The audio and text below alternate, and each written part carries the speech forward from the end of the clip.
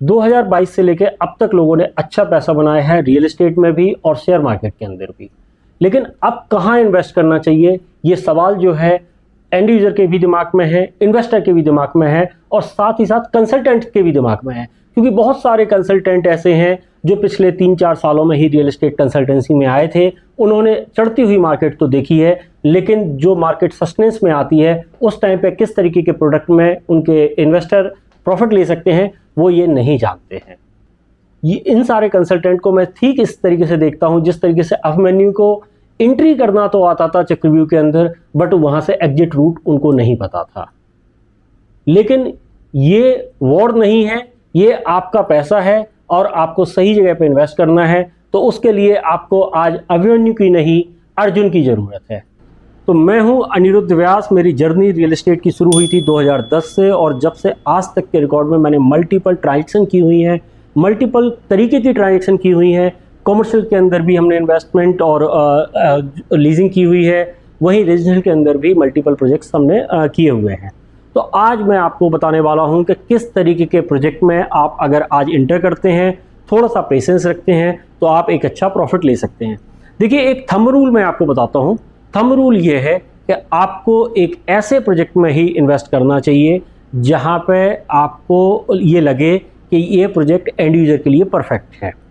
ये मानने के पीछे मेरा एक लॉजिक है, क्योंकि जो प्रॉपर्टी बनती है वो अल्टीमेटली एंड यूजर के लिए ही बनती है।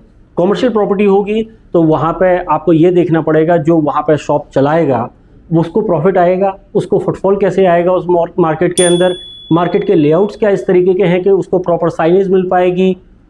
साथ ही साथ अगर रेजिडेंशियल के अंदर जाते हैं तो आपको ये देखना पड़ेगा कि फैमिलीज़ जो है क्या उस घर में खुश रह पाएंगी, क्या वहाँ पर रूम साइज़, किचन साइज़, सारी चीज़ें अच्छी हैं। अगर आप मेरे से पूछेंगे कि आज कहाँ इन्वेस्ट करना चाहिए, तो मैं आपको 2-3 तरीके की प्रॉपर्टी सजेस्ट करूँगा। अगर आप अपने लिए रहने के लिए घर देख रहे हैं तब तो आपको एक ऐसा घर देखना चाहिए जो आपकी फैमिली को सूट करे। लेकिन अगर ये प्योरली इन्वेस्टमेंट है तो 2 तरीके की इन्वेस्टमेंट और भी सजेस्ट करता हूँ। आप कॉमर्शियल के अंदर जा सकते हैं और कॉमर्शियल के अलावा आप प्लॉट में इन्वेस्ट कर सकते हैं। प्लॉट तभी खरीदिए अगर आप लॉन्ग टर्म उसको रख सकते हैं। अगर कॉमर्शियल के अंदर आप जाते हैं तो वहाँ पे आप रेंटेड प्रॉपर्टी खरीद सकते हैं। रेंटेड प्रॉपर्टी मैं क्यों बोल रहा हूँ, क्योंकि ये वो टाइम है जहाँ पे आप अगर प्रॉपर्टी में एंटर करते हैं आपको थोड़ा सा लंबा रुकना पड़ेगा, लेकिन अगर रेंटेड प्रॉपर्टी होगी तो आपको रेगुलर बेसिस पे वहाँ पे रिटर्न आएगी। जब रिटर्न आती है तो उसको बेचने की कोई जल्दबाजी नहीं होती है। आप उसको इनकेस्ट करने की जगह पे आप अगर आपको फ़ंड की ज़रूरत भी पड़ती है तो आप उस पर बैंक लोन ले लेते हैं। इसलिए रेंटेड प्रॉपर्टी एक सेफ़ और सिक्योर इन्वेस्टमेंट ऑप्शन होता है। रेंटेड प्रॉपर्टी के अंदर भी आप रिटेल के अंदर भी जा सकते हैं, आप ऑफिस के अंदर भी जा सकते हैं। अगर आप थोड़ी सी बेटर आरओआई चाहते हैं तो आप ऑफिस के अंदर चले जाइए।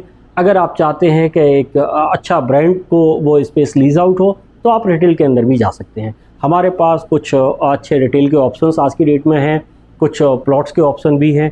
अगर आप उनको भी समझना चाहते हैं तो आप हमारे नंबर्स पर कॉल कर सकते हैं। Thank you very much.